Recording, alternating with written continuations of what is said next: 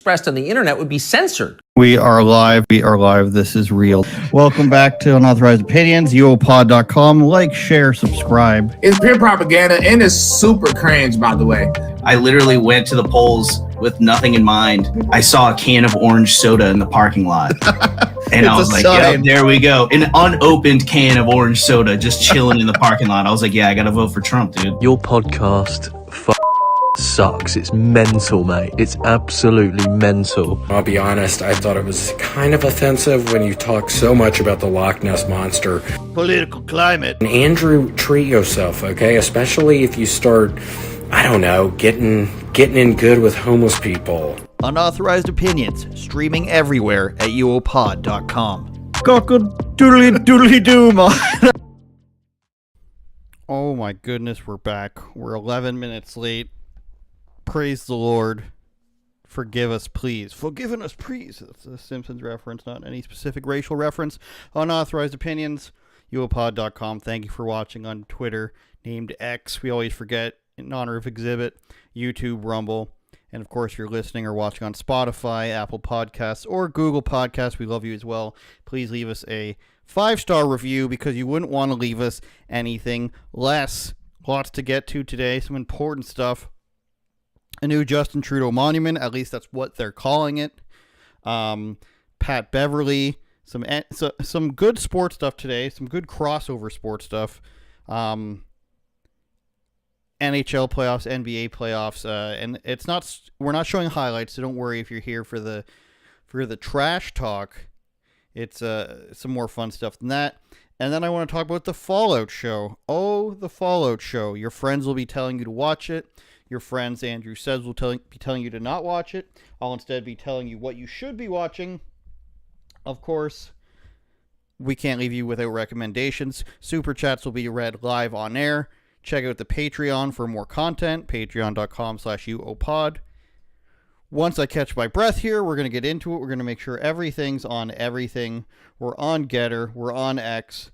We're on Minds. We're live streaming everywhere. We got to make sure the Instagram still, sharing and popping the right stuff. Imagine if that was your name, Sharon Poppin'. They must expect you to dance a lot. So, any chats you want to have read live on air, we will go ahead and get to that. But as of now, if you're watching on, Rumble or YouTube, we are thankful for you. Let's get into it. Patrick Beverly plays for the Milwaukee Bucks.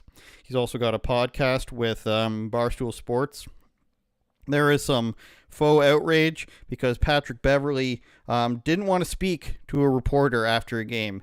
And because she was a woman, that's a problem. Patrick Beverly is a very outspoken guy. He's kind of strange. But, let's listen to it and we'll talk about any questions this kind of raises. Here. Oh, excuse me, I'm sorry. Yeah. Before I finish. Yeah. You subscribe to my pod? Do I subscribe to you? I do not subscribe. So you can't interview me then. No disrespect. Well, Jamal is here. You subscribe? Okay, cool. Yeah. That's cool. Again, there were a couple times within a bucket or two. In previous games, y'all have been able to kind of get over that hump, or maybe. Was it anything they did in particular, or was it just one of those where the bucket didn't go down, there wasn't the stop, they made one? What kind of prevented that you all from being able to get over? Kind of like you have in the past. You'll move that mic, please, or just get out the circle, please, for me, please, ma'am. If you're not subscribed to my pod, I appreciate that. Thank you. Here. Oh, excuse me, I'm sorry. All right, so of course that's a little silly. He has the right to not speak to anyone, I think. But this guy from ESPN, and of course the comments are equally as stupid. There is a new pandemic out. Let's just say there's a new pandemic infecting the Western world. And it happens a lot in sports media. It's called the everything that's mean is bad pandemic. Or let's find out a better name for that, a wussy guy pandemic. The disease of wussiness is infecting men all over the sports world. And what it comes from, it festered in the Vice Newses, the Voxes, the Now This, the CNNs, the MSNBCs. It's the feeling that a man,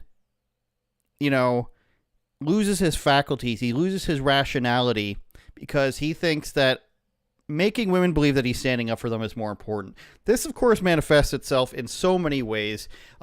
Basically, any protest you see, if you're at a pro-Palestine protest, if you're at a BLM protest, a gun protest, a Women's Day protest particularly, this is where you will see, gay men who probably believe in the cause in some regard, or are anti-women, but the straight males that you will see at these protests, they are there not because they necessarily believe in the topic or they believe in the subject matter or they vehemently stand with the women on this.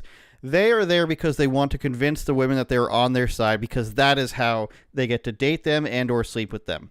That is their way to get with women. When you sort of, if you're with a woman or a woman tells you that a guy drove by them or a group of guys drove by them and honked or hooted and hollered out of the window, that's just, a really lazy form of hitting on a girl or trying to get with her.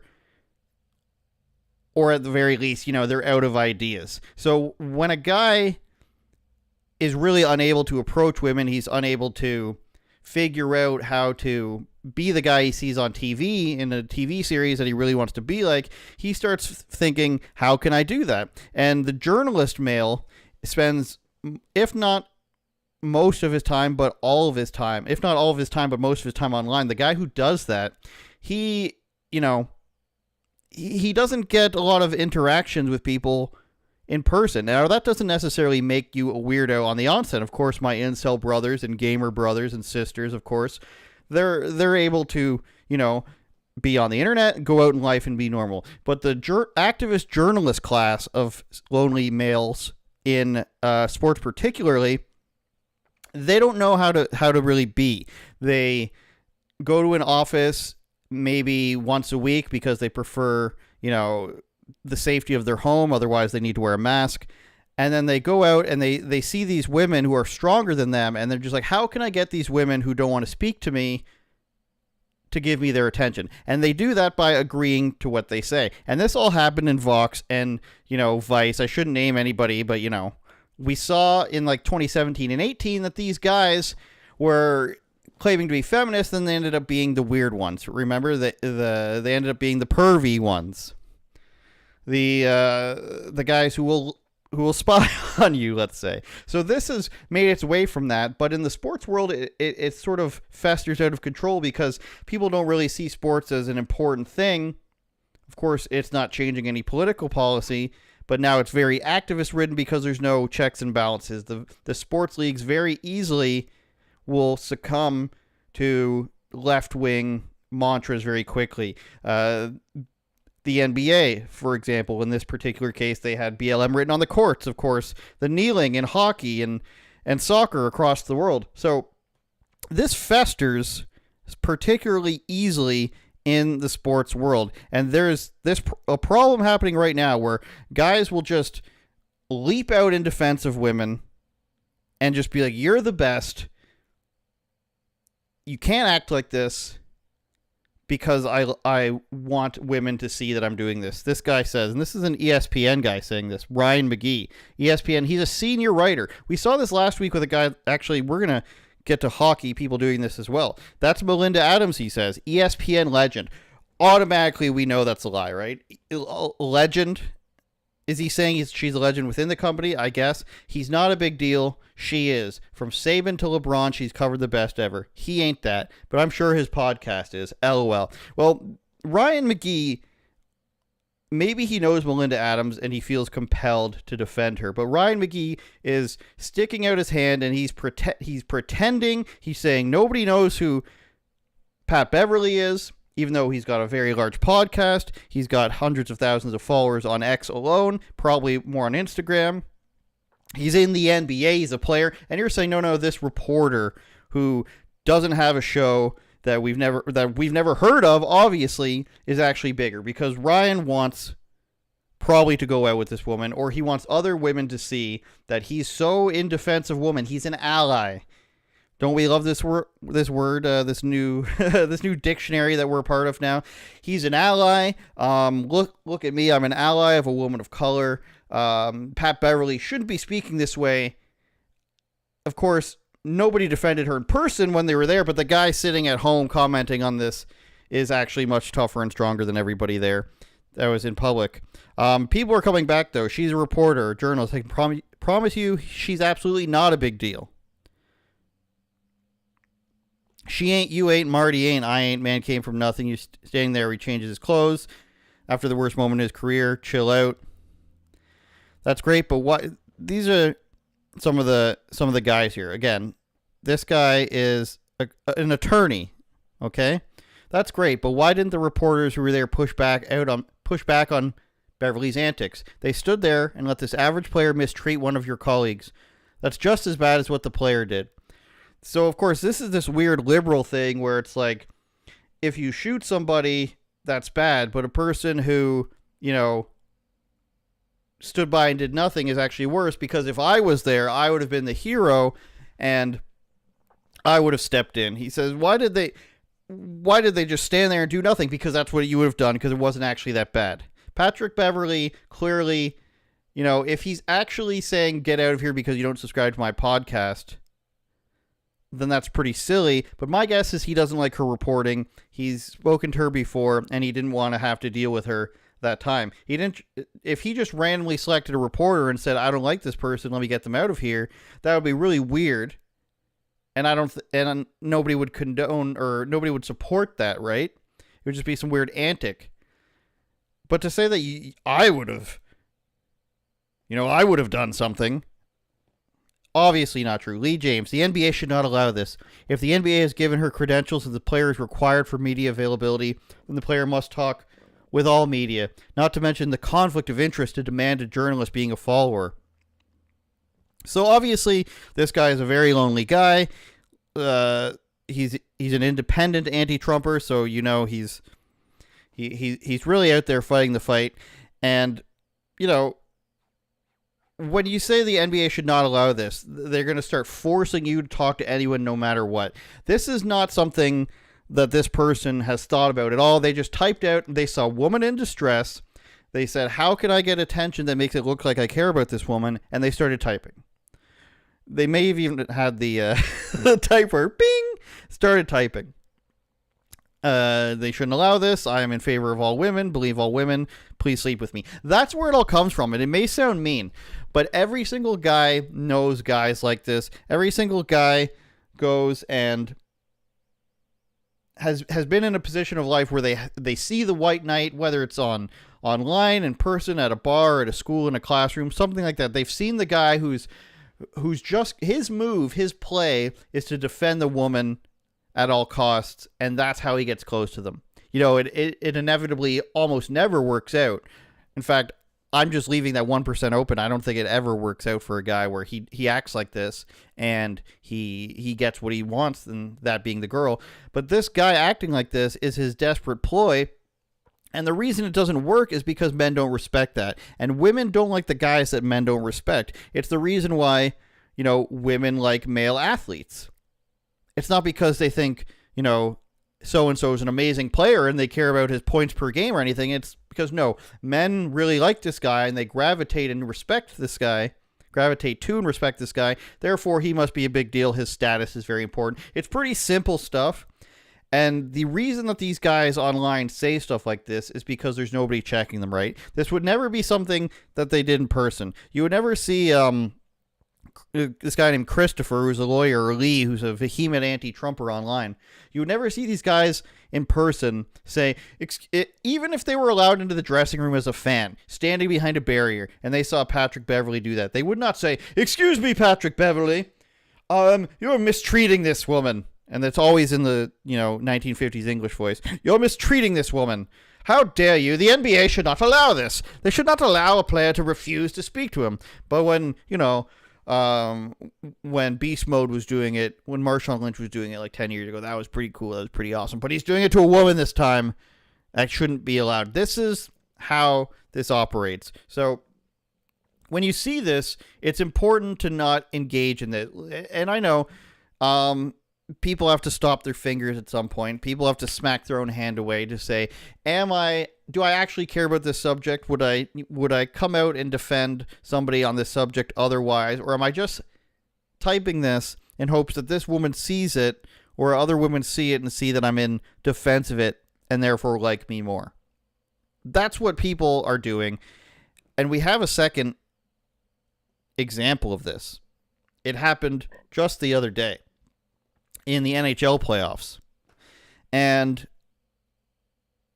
this Tampa Bay Lightning coach, they lost in 5 games to the Florida Panthers in the playoffs, and he comes out and he has 4 minutes of comments. This is just 4 minutes of his press conference we're about to hear. We're not going to hear the whole 4 minutes. This is just a segment of 4 minutes from his press conference.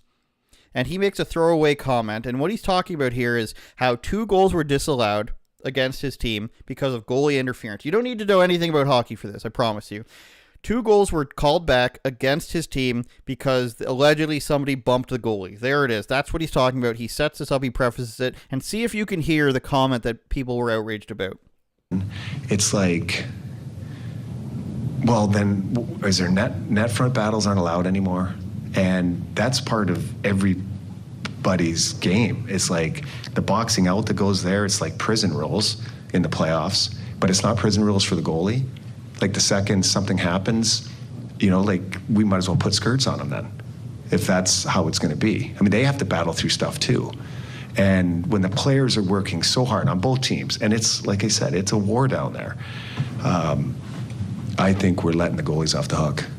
And they've got way more pads on than everybody else does. So, the egregious part, I couldn't see it. And so now we go into the third period, and this conversation is going down if we'd won 6-1. But we're going into the third period now, down 1, where maybe we're up 1, or maybe it's tied, and it's a different game. And I'll give our guys credit. We had some looks, in the third to tie it. Okay, we can stop it there. If you caught what he was saying, it was net front battles aren't allowed anymore. The boxing out rules, there are like prison rules in playoffs, but it's not prison rules for the goalies. We might as well put skirts on them then if that's how it's going to be. I mean, they have to battle through stuff too. So the idea that he said, we might as well put skirts on the goalie was enraging to some people, apparently. The fact that he said, a man wouldn't want, this is how stupid we are now. We have to, people like me, and I have to do this, right? We have to go out and explain to people why not only this isn't sexist, but why it's a normal thing to say. People don't like being called things that they aren't, right? And this is why the liberal logic on this stuff is so retarded. Because you come out and you demand, as a hardcore leftist, a gender ideologist, that somebody adhere to your pronouns. Why? Because when you don't adhere to a person's pronouns, you're hurting their feelings, right? You're being mean to them. You're calling them something that they don't identify with.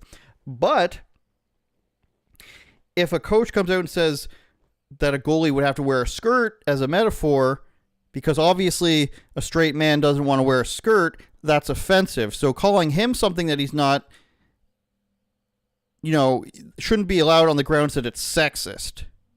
Not just because, calling somebody something that they aren't is not something somebody wants to be called, but you can't call them certain things because that would be sexist, is it, or whatever. I don't even know what word we want to use for that. So here are some of the responses to that, which were ridiculous. The open sexism here can't be part of a coach's vernacular. And this is a guy who works for the Hockey News. And if you're not familiar with the Hockey News, I don't blame you. It's been around since like the 50s or the 60s. Pronouns in, look at that. I didn't even play on that. Pronouns in his bio, okay? A manager of a hockey publication that's like almost 100 years old, and this guy is in charge there.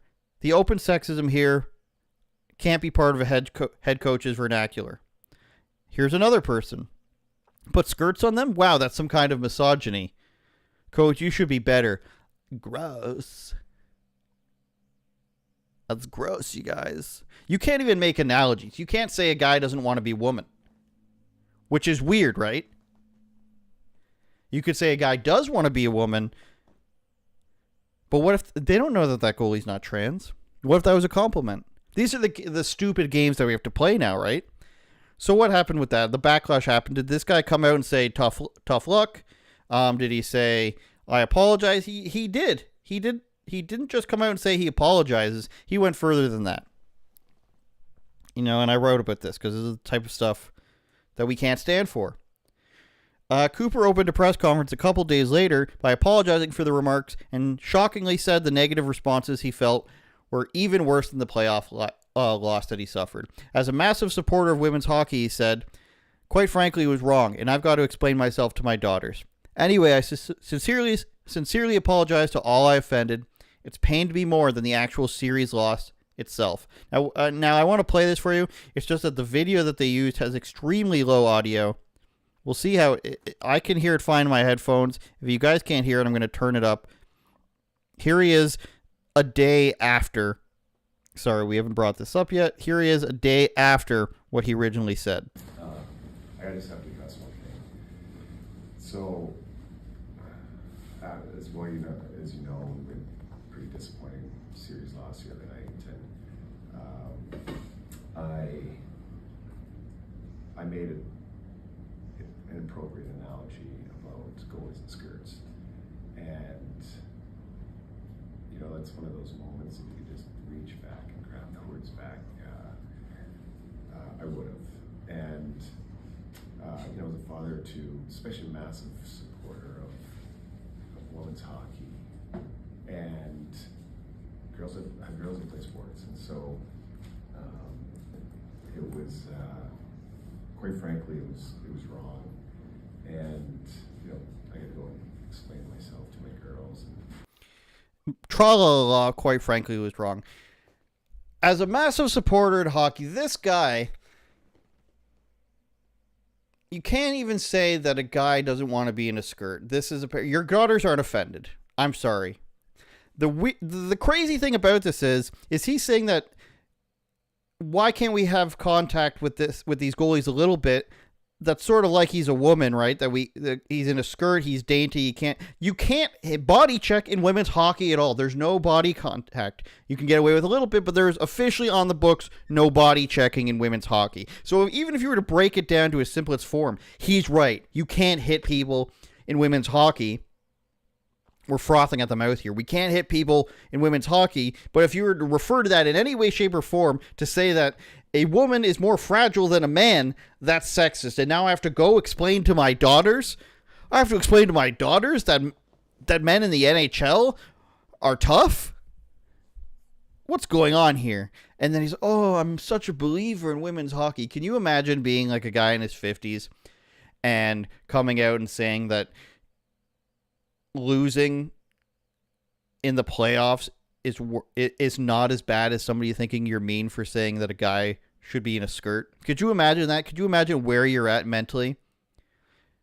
Because either way, it's bad. Either you're so fragile that you're just like, oh my God, I said the goalie should be wearing skirts. Or you said, oh my God, people are freaking out about this. Let me go out there and lie and pretend. I don't know which one's worse. But for a grown man to go out there and say, I shouldn't have said that, and this feels worse than the actual playoff loss, I would be calling him. If I'm the general manager, the president, or the owner in the company, I'd be saying, hey, John Cooper, which is his name, we need to have a talk.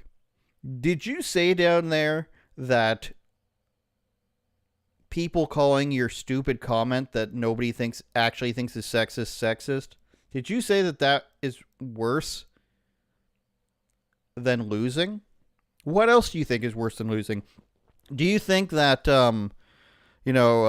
somebody saying that a 8-year-old shouldn't transition, is that worse than losing? Do you think somebody saying that Justin Trudeau is wacko is worse than losing? So anybody reacting negatively to anything that you said along some sort of political or ethical line is worse to you than doing your job. Like, imagine I'm sitting there one day and imagine you just lost, we don't have to use me. That's basically going to end up being the same position.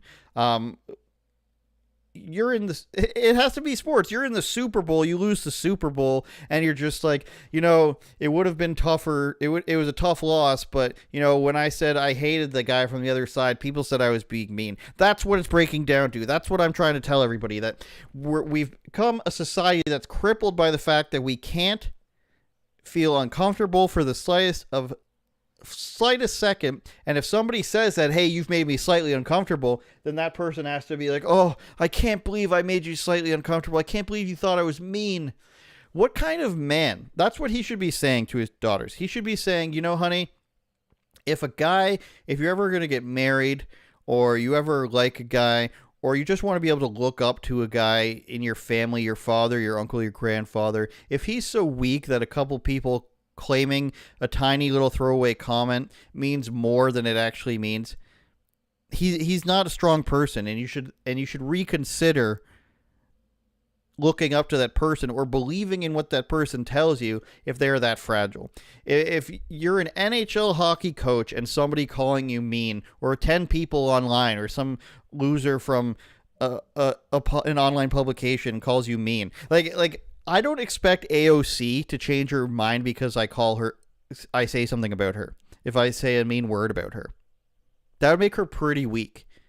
You know, if somebody came up to this coach and said, you know, these are the reasons why we believe that you shouldn't have said that, and maybe they did, I mean, that person would be wrong, but maybe you changed your mind. And in his defense, maybe that's what happened.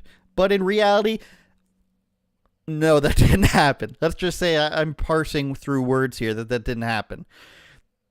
This guy went home, he had a beer, he thought, how much money did I make this season? Maybe he didn't get that way. I mean, if he's thinking that this is worse than the loss, then he probably doesn't give a shit about hockey at all, to be completely honest. If you went home and the first thing you said, like, well, people are making comments about me saying that I was sexist and blah, blah, blah, and this, you got a problem, dude. This is why your team's losing. You're paying this much attention to the Twitter comments after your game? Give me a break. Give me a break. Speaking of manly men, I want to jump on over to Justin Trudeau. We've become gay and stupid and weak. Same guy says, I'm going to go put speakers into my motorcycle helmet. Go ahead and do both of those things. But the title track today was about Justin Trudeau's latest monument. And you're going to want to see this one. Justin Trudeau is literally having a gay monument built in Canada's capital of Ottawa. Now, you might be saying, Andrew, that's mean. You might be saying the same thing they said to that coach. Andrew, that's mean and sexist.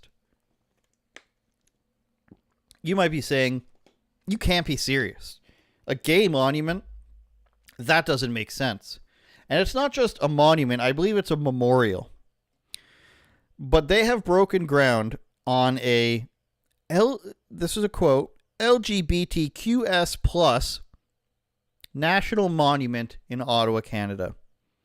Now, of course, those words don't mean anything. They're going to have to update it. Every year and a half, they're going to add another letter and another color to the sign that points in the direction of it. The flag's going to have the extra circle and the lines now.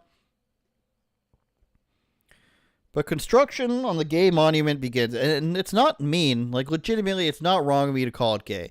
Lesbian is gay. Gay is gay. A bisexual guy is gay. Trans, a guy that believes he's a woman because he wants other men to think that he's a woman, also gay. Queer means gay. Two-spirit doesn't mean anything, of course. We've co-opted that from natives, even though that's not a real thing. And plus means everything else, other gay things. It's okay to just say gay. I mean, it's not factually incorrect. It's all just G. News Ottawa digital multi-skilled journalist. I mean, we got to look into this guy, I think, before we even move on. You're calling yourself a multi-skilled journalist. You're taking your bio really seriously. I don't want to pick on this guy too much. His work has appeared in the Ottawa Citizen and Globe and Mail. After graduating in 2023, he worked as a reporter for the Canadian Press. Who does he know that he got a job with Canada's most prestigious outlet after graduating in a Master of Journalism program? Obviously, he's rich. If you got a master's, he grew up in Palo Alto, California. He's lived in Canada since 2016. That's good. He studied political science at the University of Victoria and attended. So he's going to Denmark. He's from. He takes Spanish and Danish. What a guy. So this guy's from California. He took a master's degree in journalism, whatever that means, you guys. By the way, and I don't mean to pick on him, it just came up, but if you're getting a master's in journalism, holy shit, have you wasted a lot of money.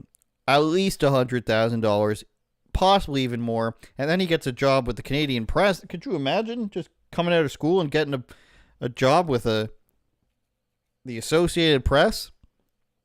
Needless to say, somebody's pulling some strings. Anyways, shovels hit the ground for construction on Canada's Tra-la-la-la National Monument in Ottawa. The historic milestone was commemorated at an event Wednesday afternoon hosted by the LGBT Purge Fund.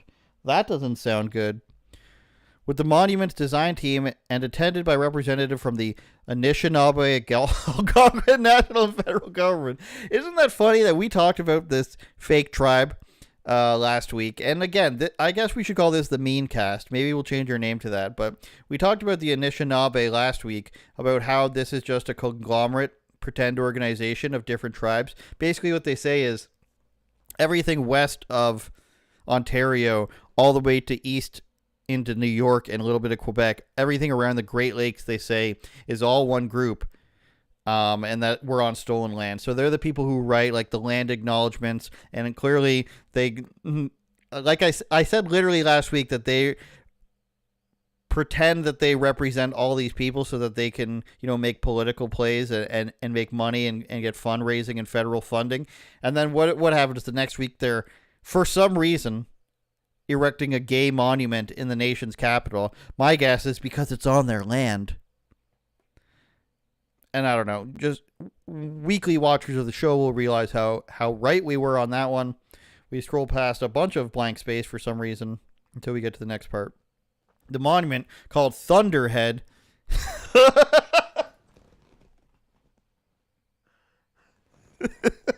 wow.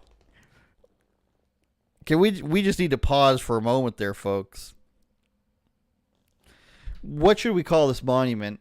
Let's call it, sexy guy. Let's call it naked trans lady. What else should we call it? We settled on Thunderhead for some reason. Wow, I didn't even know that. That's pretty spectacular. Let's read on. Honor the victims of Canada's gay purge and others in the community who have been marginalized for who they are. So it couldn't even be. This is how strange all this is. Having this belief system actually cripples you from even having the ability to make a monument for yourself. It's called the LGBTQ circle star cosine, whatever the other mathematic equations are, but they can't even say it's actually, sorry guys, everybody else has their own monuments, it's just about us. They can't even say that. It had to be that it's about everybody who's marginalized. We can't leave a single person out. The monument will be built in Ottawa on a portion of land tucked behind. What are they doing to me? What are you doing to me, Elliot, or whatever the author's name was? William Etherington. Sorry, William. What are you doing to me? It's called Thunderhead. We're talking about a portion of the land being tucked behind the Supreme Court of Canada, the intersection of Wellington Street and the Portage Bridge to Quebec, close to the Ottawa River. We've hit 2. Is there going to be more? Is there going to be more hints here? Get your bets in now. The over-under is set at 2.5. Will there be more crypto transgender comments in the article or not? Get your bets in now. The design was conceived by a team based in Winnipeg and includes architecture from firm Public City Inc.'s Liz Wireford, Peter Sampson, and Taylor Larocque. Very old French name, by the way. Larocque is one of the original families that came over to Quebec. Not one of the originals, but one of the early families that came to Quebec from France around the same time my family did. Visual Arts Dempsey and Laurie blah blah, and an Indigenous Two-Spirit advisor, which is really weird. So this is apparently what it's going to look like. I don't know. I think there's another photo of it, but let's take a look at what CBC's reporting on it to see what it actually is going to look like. The design for a national monument to honor the victims of Canada's LGBTQ2S+ purge has been revealed. What does that even mean? Take a look. It's called Thunderhead, and it was designed by a team based out of Winnipeg. It will be built in Ottawa on a portion of land behind and to the left of Parliament Hill. I'm so pleased to be joined by Shauna Dempsey and Laurie Milan. They are members of the winning design team. We've brought in a local troll person who was, the inspiration for the troll dolls. For the monument. Congratulations. Thank you so much. So tell me a little bit, and Shauna, I'll start with you, about the monument and what it means.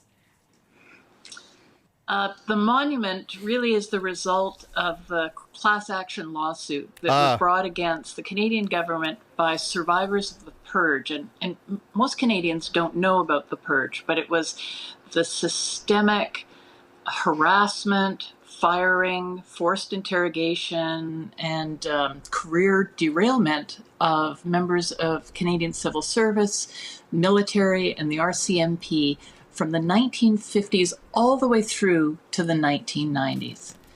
And these individuals who had been systemically discriminated against by the Canadian state, their employer, took the Canadian government to court, won a settlement of money. Sadly, many of the purge survivors were not still alive to receive. Purge survivors were using systemically and purge. So we want to pretend like they murdered the purge survivors. They're pretend everything is life and death with these people, these activists. The purge, they systemically removed us. You mean they illegally fired you? If that happened, which I don't believe, I'm just going to say right away, I don't believe it. You can come at me, you can email me, whatever. You can send me your most damning evidence. I don't believe you. You have no credibility in this. You're getting an interview about this and you're saying, due to a lawsuit to things that happened at least 25 years ago, we have now decided to build a monument because we want to shove it in your face. We want you to know that our sexuality is there. Makes no sense. You might as well, like, other people don't do this with their belief system, not on public property. It's insane, and you're just acting like people were murdered when they weren't. Receive that funding. And so they have given the people of Canada this gift. The purge survivors said, we want to take the money that's left and create a national monument to all LGBTQ2+ peoples in Canada. No, what you said is we want to force the government to side with us openly because it's on public land, and we want to let you guys know who your rulers are.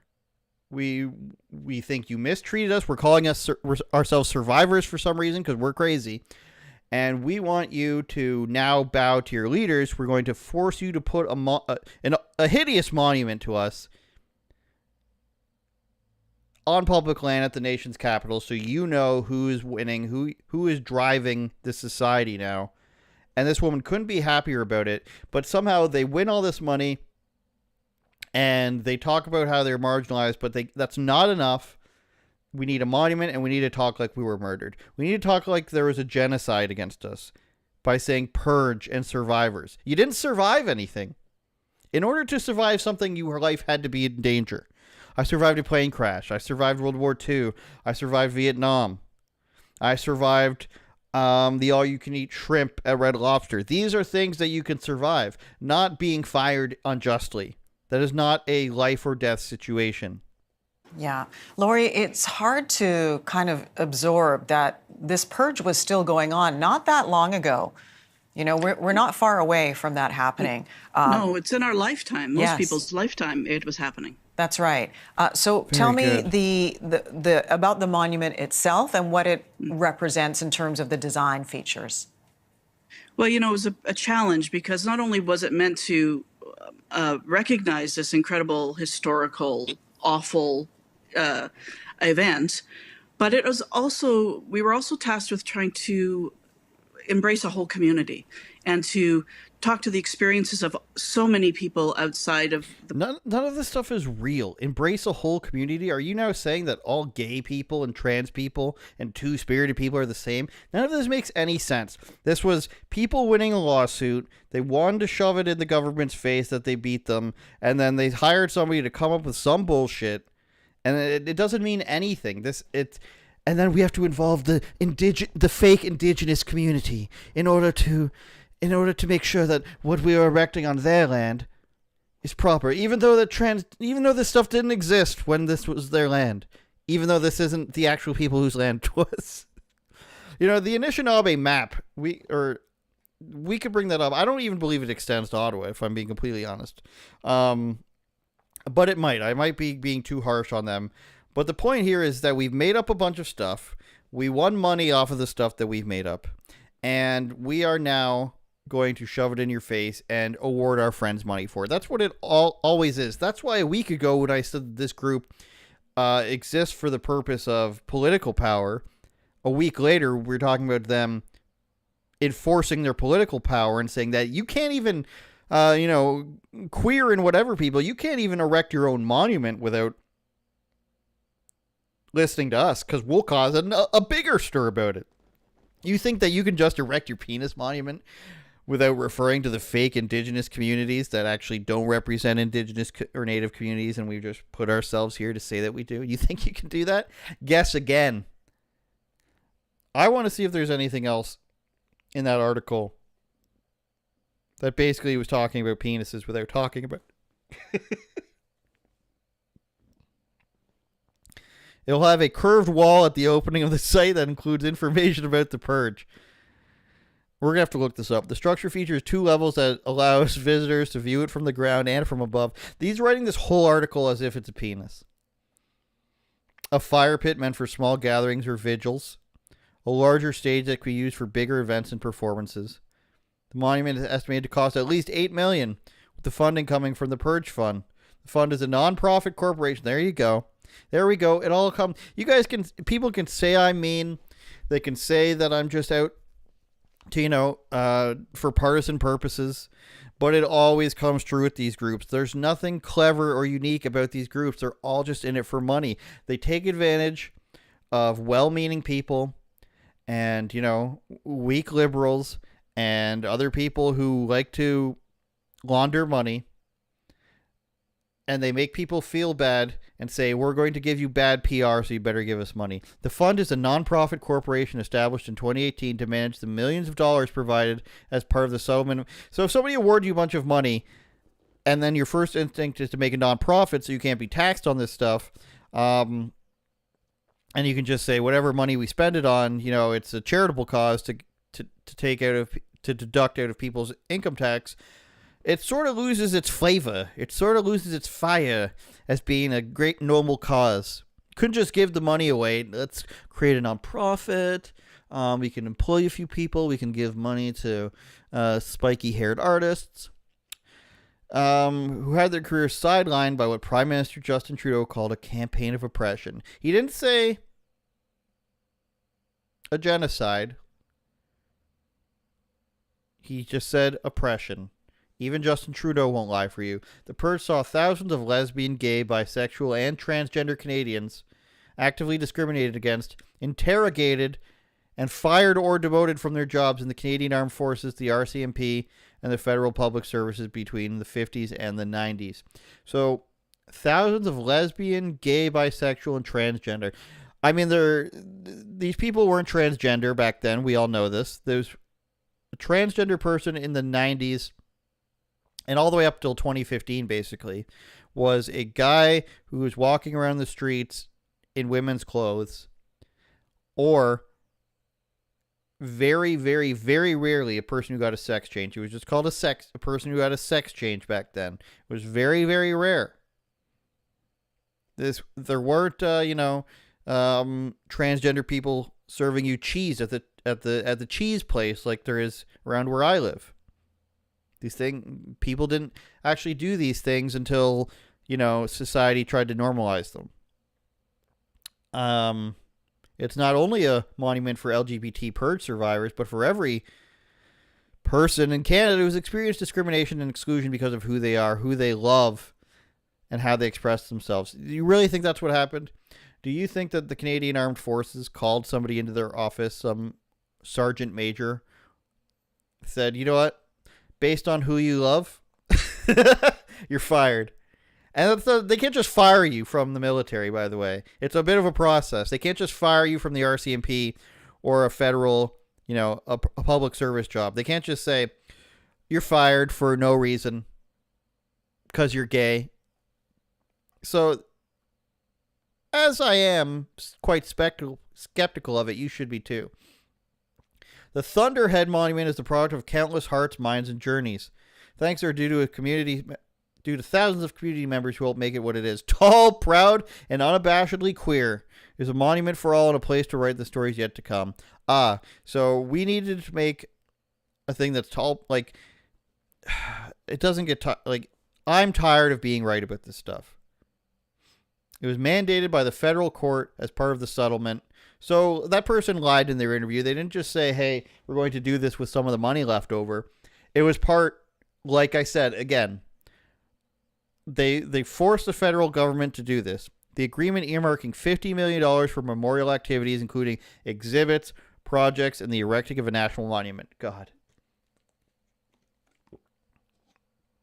It was actually just some money we had left over, and we decided we wanted to make a monument. No, you said, hey, government, you're going to make a big penis monument, and you're going to do it proudly, and we're going to say how awesome it is.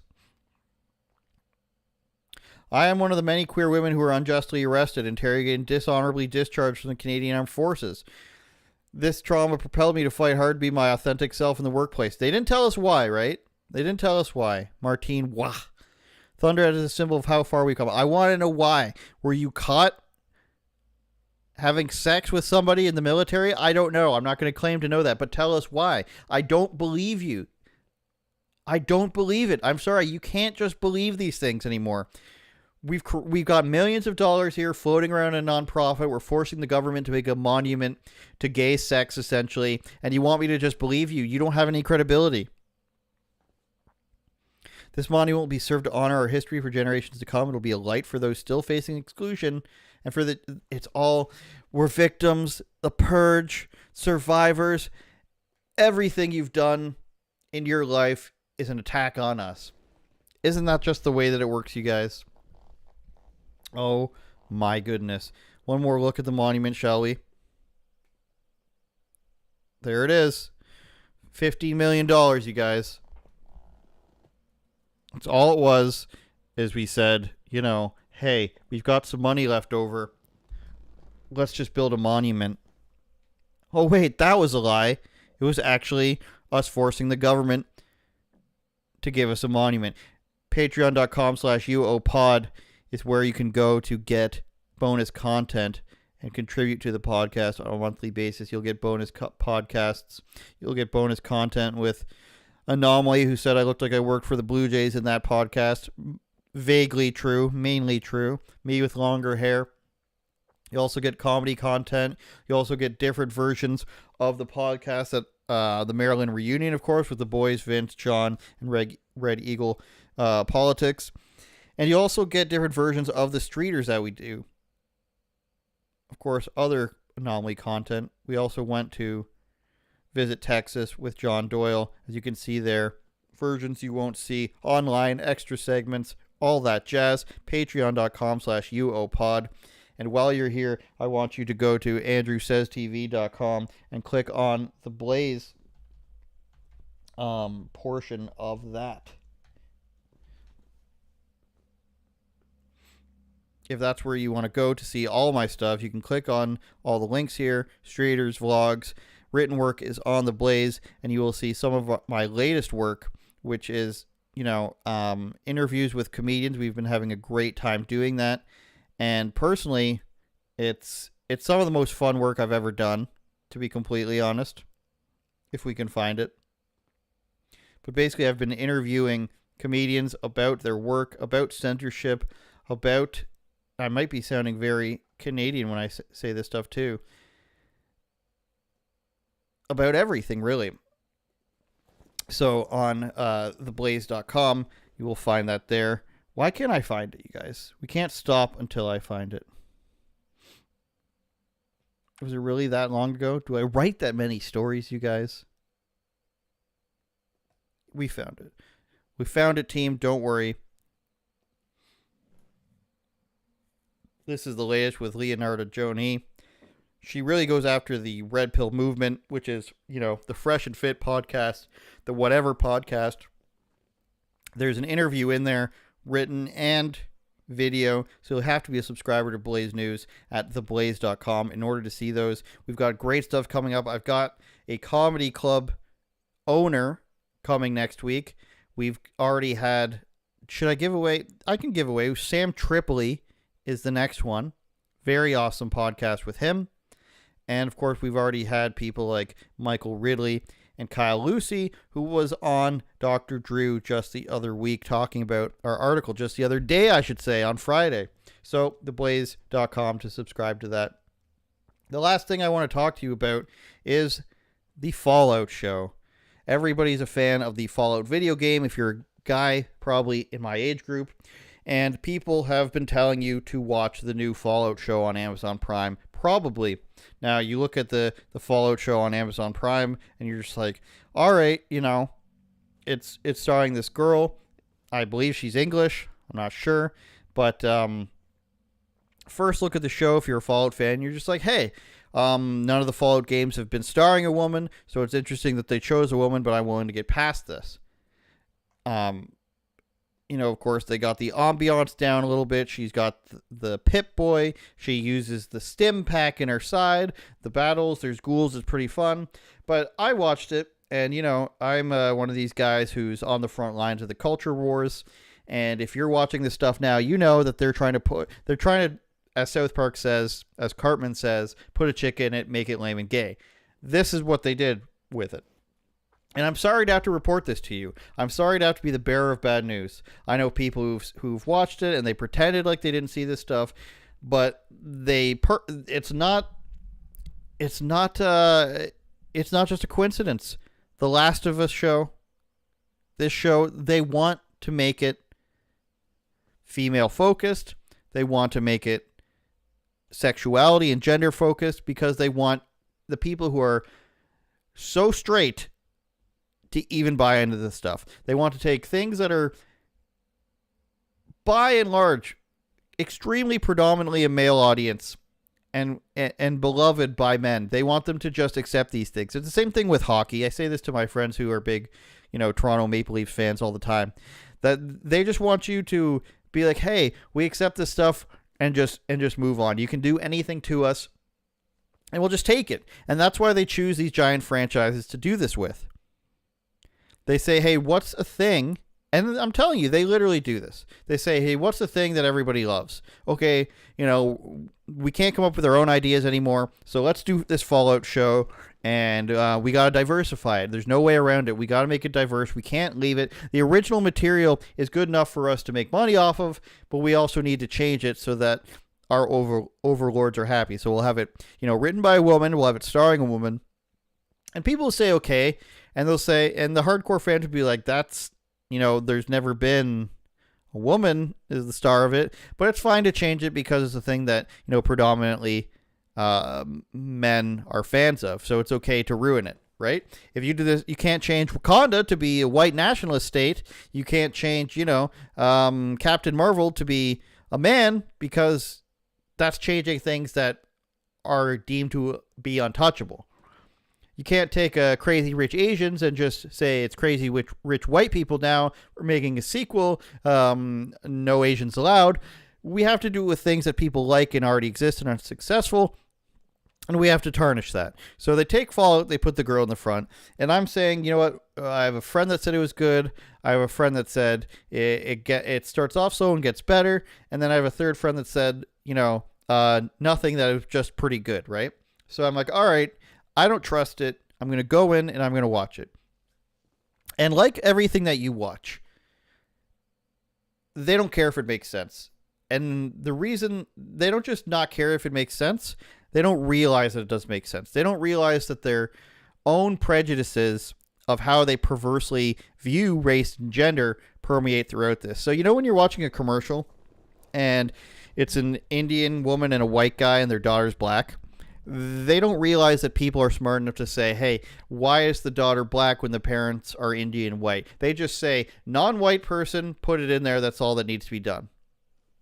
which makes you weird. If you're just like, it doesn't matter what race the person is as long as they're not white, that makes you weird. Or two black people and Chinese kid.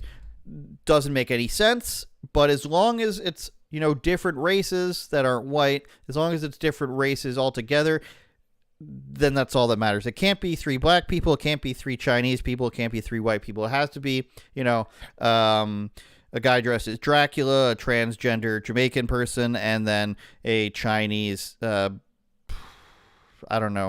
dolphin-kin child. That's what it has to be. So right off the bat, they do that in Fallout. They say, the main guy here is a white guy in the 1950s, but he's got a fully black daughter. Okay? No explanation there. Just accept it. So it's a white guy, very obviously white. His daughter is dark, and she's very obviously black, not mixed at all. But they say, as long as it's a different race, they're weird. They're weird and they're crazy, and they think that people can't tell. They think people have never met biracial people. They think people can't tell. Just like when they tried to remake Fresh Prince of Bel-Air, and they had a bunch of African people in it because they saw they were these people are still black, so nobody's going to notice the difference. But people aren't as weird as them, and they can actually recognize that people from different nationalities look different. That's what they did here. So first off the bat, a white father, fully black daughter. Could have been black guy, black daughter. I wouldn't care. It's just that they think that you're stupid, right? The next thing they have is a sex scene between the main character and this guy. And I was like, okay, it's kind of weird that they put a sex scene in this early. But first sign is they just immediately show the guy's ass standing there naked, right? And they have a sex scene, I think more than one, and the girl's fully clothed the whole time, and they show the guy's ass 3 times. So just weird stuff like that, right? We need to show nudity right away, but it has to be the guy's ass and only the guy's ass. It's not funny. It's not a comedic scene where you do something like that. It's just that we must need to show a naked guy for no reason at all. There's no context to it other than that they had sex. They show him standing naked in front of a window. They show him walking around naked, but the woman's fully clothed. So, they just inject that in there. So, and then, the show started to get good after that, right? They had this big fight scene. They bring in all this lore, and then I'm just like, okay, I guess. And then once the big fight scene is over, they cut to this military group called the Brotherhood of Steel. And the first thing they do is they show a guy getting beaten up by his peers. And then when he's rescued, or when they leave and a person shows up, it's just a girl with a mustache. And they're just like, this is normal. And it's not a person. This is a game and a show, a game and a show that's about a nuclear fallout happening, and it's Fallout. And it's not this girl is mutated or this guy is mutated from radiation. It's a non-binary actor. And when you think of, a video game that is, again, pretty old.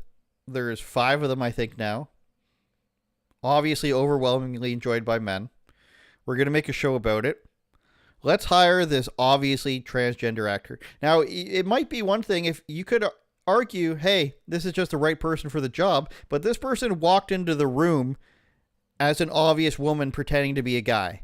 And as soon as the person came on screen, this Zelia Mendez-Jones, you could tell it was a girl with a mustache. I mean, this isn't rocket science here.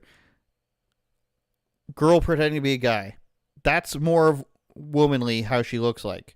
But as we can see in her latter years, she's been on the tee, and she shows up in the show just, really not looking healthy here, I'm going to have to say. But shows up in the show looking like this, a girl with a mustache. And you're just like, we're 40 minutes in here, and you're just saying, hey, don't notice that we're doing this. Don't notice that we're putting in, for absolutely no reason, a girl that's obviously a guy. It's not a girl that's passing as a guy, and you're just like, wondering or even notice, right? They have a person come on screen that's just obviously a girl with a mustache, and like this isn't weird at all. Why not just have why not just have a person come on screen wearing like BDSM? And you might think that's ridiculous, but my point is that you're just pushing this weird ideology in everybody's faces and pretending it's not there.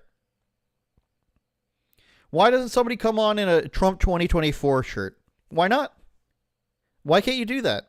If you think that this is fine, if you're just like, hey, girl with mustache, totally normal and not weird at all, and, you know, it's not just a girl who has like a hairy upper lip. This is a person who goes around saying they're non-binary and transgender. Somehow that makes sense.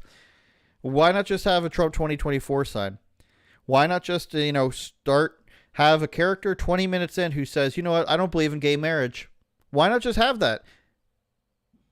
And then have a whole segment about gay marriage. They think that it's okay to just casually slide in extremely fringe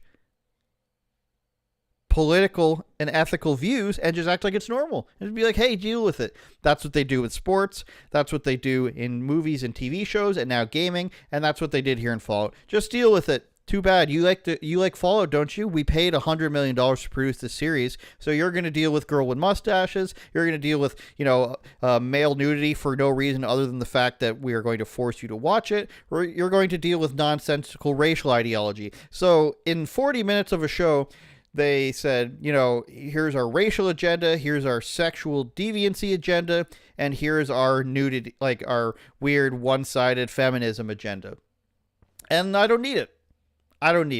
I'm happy to play the games, but you guys can have your weird show where they just want you to accept it, just like my fellow Canadians here want to watch the Toronto Maple Leafs, and they want to pretend like, a dozen of the players don't involve themselves in trans youth organizations and all this other weird stuff, because they just don't want this thing to be taken away from them so badly that they'll put up with it and they'll compartmentalize it and be like, hey, this isn't actually happening. It's not a big deal. But you can wake up one day in a world where you're going to go to jail for misgendering somebody or being mean online, if that's what you really want. What you could be watching, and this is really strange, is the Knuckles show on Paramount. And you might be saying, hey, that's kind of childish. But, the thing is, Paramount's other show, Twisted Metal, which is also based off a game. That's why we're comparing the two. Knuckles, obviously based off the Sonic movies. Yeah, it's a little childish, and yeah, you got Doritos ad in there. But guess what they didn't do? They didn't have, there's no transgender children in it, and this is a show for children, right? Like, and somehow it's less like pathetically childish than Fallout or than some of these other shows. Knuckles is a dry sense of humor cartoon character. He's got a bumbling friend who's also a police officer. And I guess you could argue that they're like making fun of police, but it's almost not mentioned at all, but it's actually written pretty well. And there's I watched a few episodes of it. I have yet to see any racial, dogma put in there. I've yet to see any transgenderism and gender ideology put in there. I've yet to see any feminism put in there. Kid Cudi's in there, and I'm sure he requested to be put in a dress, but he's not doing anything weird in it. The show's actually pretty good. And if you didn't watch Twisted Metal and you're a fan of that stuff, that show's also pretty good. You want to know why? Because all people want now is normal. All people want now to watch is a thing that's not weird. And when you take something that people really like Sonic or Twisted Metal or Fallout or The Last of Us or Halo, it's kind of your duty to be like, hey, we know that you know that we're just trying to make money off of this, so therefore we'll try to keep it like, kind of within the lines here. We're trying to color within the lines so that we don't ruin it for you. In exchange, give us lots of money, please. Some things they can't help it. Some things they gotta say. Mustache lady's gotta be in there. Racial and gender ideology, it's gotta be in there. There ain't nothing you can do about it. The only thing you can do is disassociate. The only thing you can do is stop watching. And that's what I'm saying about Fallout. Don't watch it. don't give them the satisfaction. Don't just give in because you like something. If you love something, set it free. UOPod.com, unauthorizedopinions.com. Thanks for watching. Don't forget to like and share. If you're audio listening, don't forget to subscribe. Leave us a review, if you please. Turn it up, Jordan.